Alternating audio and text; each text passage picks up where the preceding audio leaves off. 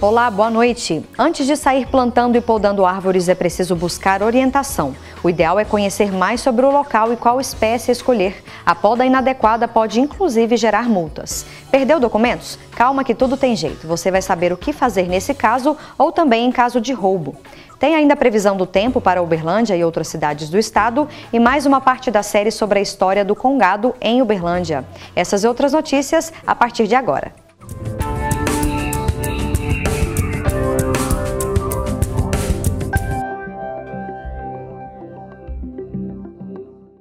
Antes de plantar árvores, é importante ter orientações sobre qual espécie escolher e o melhor local. Saiba mais na reportagem.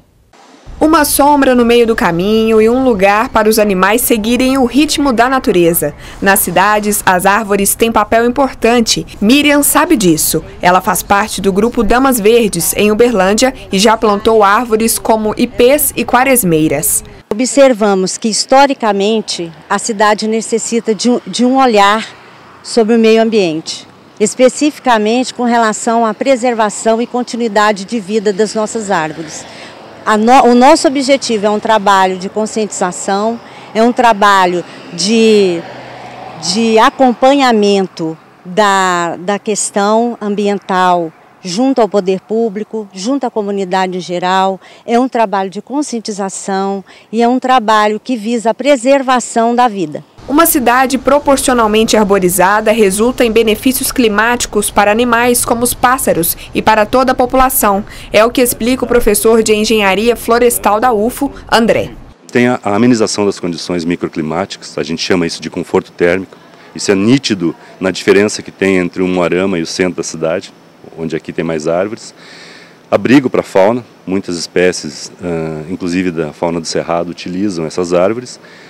E também a diminuição do som e da radiação que chega próximo ao solo. Então existem vários benefícios da utilização das árvores, além do aspecto paisagístico somente, né? Quando se fala em plantio de árvores na cidade, a primeira coisa que se deve levar em conta é a escolha da espécie e do local adequado. Para isso, o planejamento de arborização é fundamental. A arborização urbana, ou seja, o uso de árvores em cidades, ela parte do pressuposto da escolha da espécie, ou seja, a espécie escolhida com relação ao seu local. A partir disso, é montado um plano de arborização urbana, onde a cidade é dividida em setores, com base numa imagem que a gente chama de imagem satélite. As árvores são georreferenciadas com GPS, são marcadas e são identificadas. A partir dessa primeira aproximação, é feito o monitoramento da cidade, dividida novamente em setores. Isso normalmente é feito por um profissional, um engenheiro florestal, agrônomo, biólogo ou ambiental, que está muitas vezes atrelado, por exemplo, à Secretaria do Meio Ambiente. De acordo com o docente, esse é um plano a longo prazo e tem relação com o tempo de existência de cada cidade. São planos longos, cidades como Porto Alegre, como Curitiba, têm planos de mais de 100 anos. Então, são períodos longos, onde o plantio das árvores está inserido dentro do plano de desenvolvimento territorial do município, algo que está sendo implementado aqui em Uberlândia.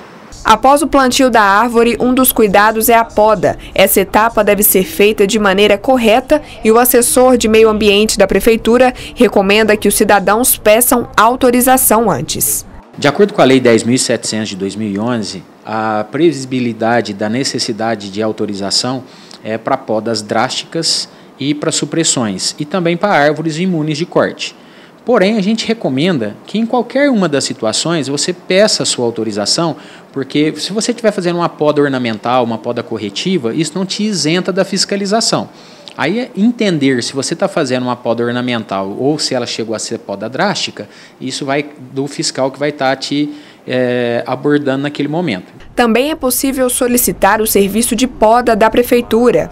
O munícipe, tendo em vista a árvore postada em canteiros centrais ou em terrenos públicos, ele pode entrar em contato via o SIM, que é o Serviço de Informação Municipal, 3239-2800. E através desse ele solicita esse serviço para a prefeitura. Se a árvore estiver postada na calçada, somente o proprietário do imóvel de frente aonde a árvore está postada pode solicitar. Ele tem obrigatoriamente que vir até a prefeitura no núcleo de protocolo e preencher o formulário afim e recolher a taxa de expediente que os técnicos da secretaria, tanto no caso do núcleo de protocolo quanto do SIM, vão até o local e fazem uma verificação in loco da real necessidade do pedido do munícipe. O professor esclarece que a poda é necessária em muitos casos. Por exemplo, quando uma espécie é plantada em um solo ao qual ela não é adaptável, pode causar rachaduras e quebras em grande parte do asfalto. Outro problema comum tem relação com a fiação, que pode entrar em conflito com as folhas das árvores de grande extensão. Existem vários tipos de poda, desde a poda de condução para formar a estrutura da árvore, até a poda drástica, que é a poda mais comum que a gente vê, infelizmente, na cidade.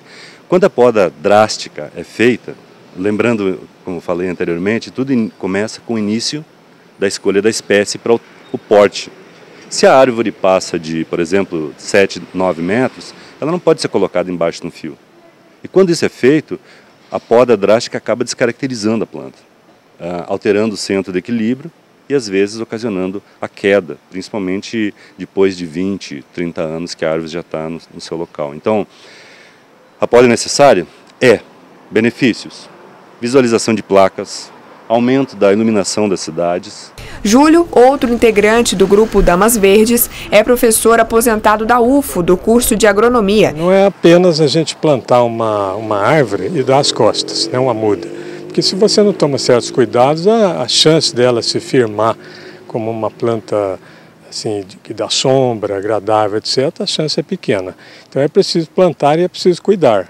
Nesse cuidado você tem, por exemplo, que manter o mato longe da planta, fazendo uma que a gente chama de coroação. Você tem que podar. A poda de formação de uma árvore é muito importante, né? Essa aqui, por exemplo, a gente vê que está precisando realmente de uma poda de formação, porque ela começa a esgalhar muito e começa a perder aquela forma ideal de uma árvore, né? Então, há uma série de cuidados que tem que ser tomados uma vez que você planta uma árvore.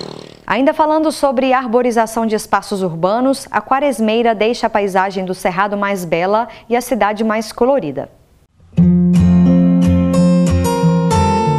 Exuberantes, impressionam pela beleza e coloração das flores que produzem. O nome dessa espécie tem tudo a ver com o período que antecede a Semana Santa.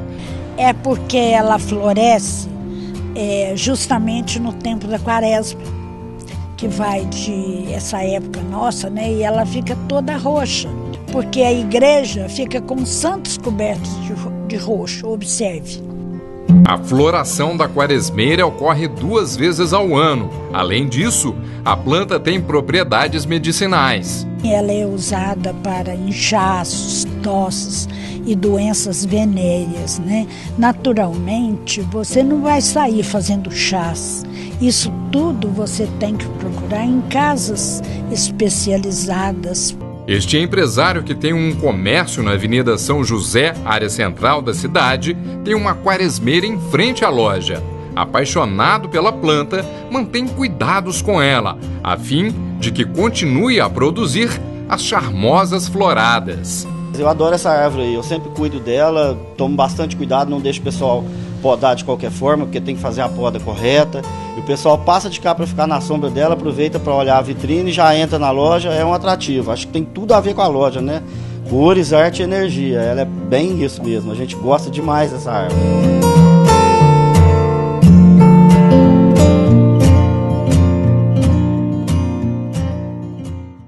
Depois do intervalo tem a previsão do tempo para Uberlândia e outras cidades do estado. É já já.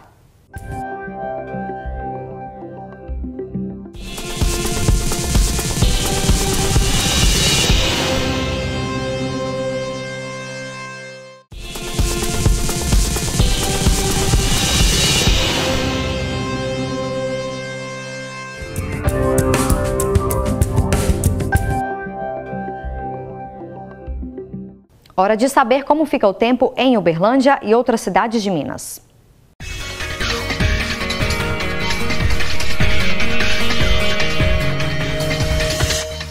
Em Uberlândia, a probabilidade de chuva é de 90%. As temperaturas variam entre 21 e 30 graus. Em Patos de Minas, a previsão também é de chuva, mínima de 19 e máxima de 27 graus. Apesar da previsão de chuva em Centralina, a temperatura máxima pode chegar aos 33, mínima de 22 graus. A possibilidade de chuva em Serra do Salitre é de 90% nesta quinta-feira, mínima de 19 e máxima de 31 graus. Tempo parcialmente nublado em Carneirinho. As temperaturas variam entre 20 e 31 graus. Você já perdeu algum documento ou foi roubado? E aí, o que fazer? Descubra na reportagem.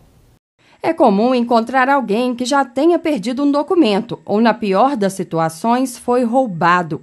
Nessa hora, a primeira coisa é colocar a mão na cabeça e perguntar: e agora, o que fazer? É importantíssimo fazer o registro numa unidade policial, seja na delegacia de polícia, seja no local onde a PM disponibiliza para fazer esse registro dessa ocorrência.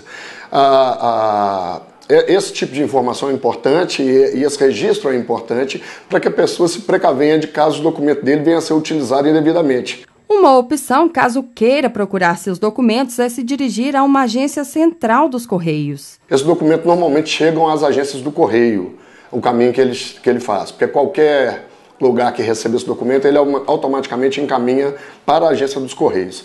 E esse documento fica 90 dias à disposição da pessoa que quiser procurá-lo naquela agência central do Correio que funciona na Avenida Afonso Pena, ali próximo à Prefeitura Municipal.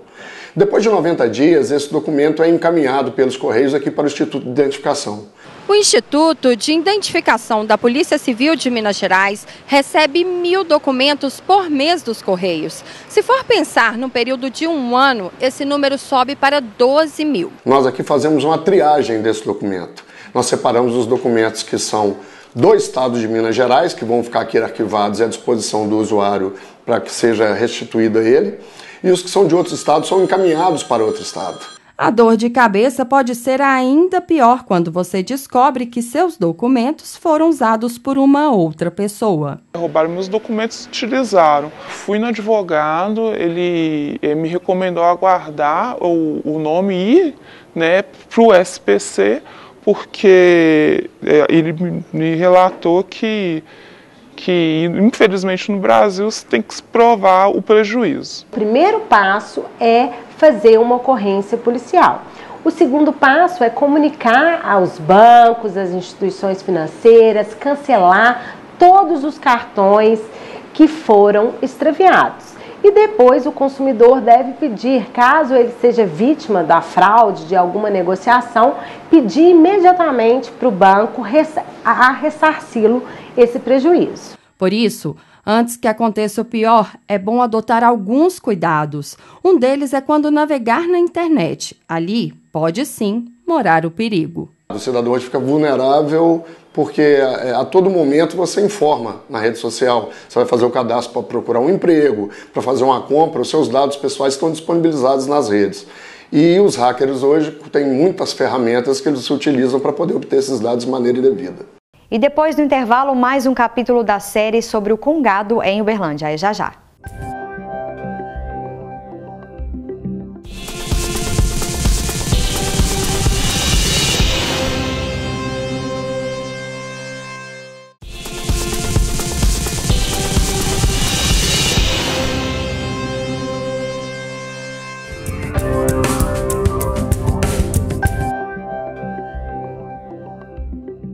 A série TV O Cultura continua e hoje você assiste a última parte do documentário produzido pelo Núcleo de Arte e Conteúdo da TV Universitária sobre a história do Congado em Uberlândia, que existe há mais de 100 anos.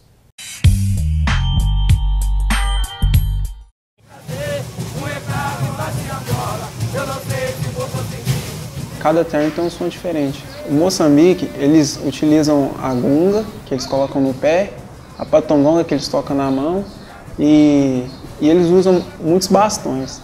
E agora o marinheiro, a gente usa caixa, repelique e chocalho.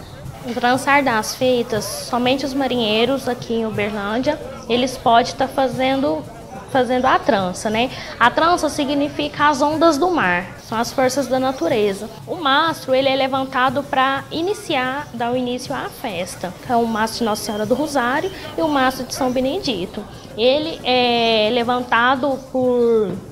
Muitas das vezes os grupos do reinado levantam o mastro, mas o mastro ele é levantado um dia antes de se iniciar a festa. Os bastões carregam em si um grande percentual de espiritualidade, de proteção. A ideia do bastão é realmente a proteção do grupo. Tanto é que o bastão só é levado por coordenadores também espirituais de cada grupo. No caso, os capitães, em alguns ternos, além dos capitães, as madrinhas. Com os bastões, o capitão coordena o terno, né? Então, o capitão tem duas formas de coordenar o terno, com os bastões e com o apito. Aí os bastões, a forma que o capitão utiliza o bastão, assim levantando, descendo, em alguns grupos, a forma de entoar o batido, se é mais alto, se é mais baixo, se é agudo. Então é uma forma de comunicação também entre o capitão e todo o grupo, e especialmente os soldados. Nos ternos de Moçambique, existe um grupo de pessoas que, além dos capitães, carregam bastões, que também dá a ideia de proteção, mas não é no mesmo nível que o bastão do capitão.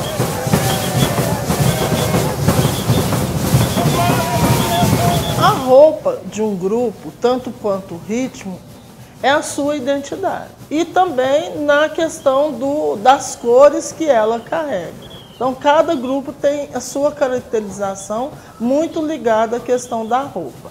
A roupa das mulheres, elas têm um significado de reverência à festa.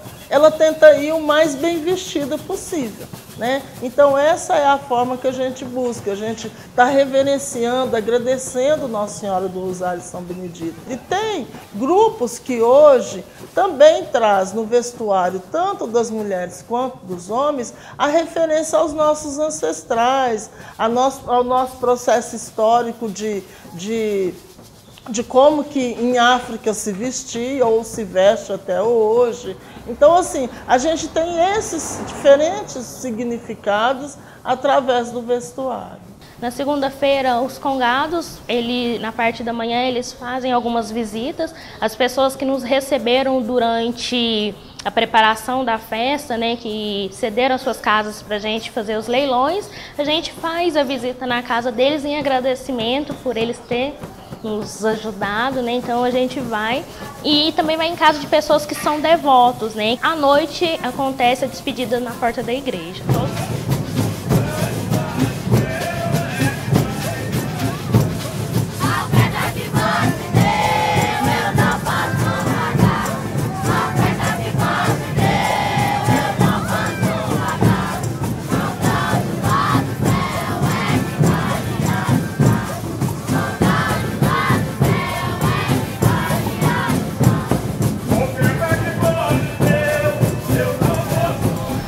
O congado, para mim, ele é muito importante, sabe? Porque veio da minha avó, aí agora passou para minha mãe e a gente está dando continuidade.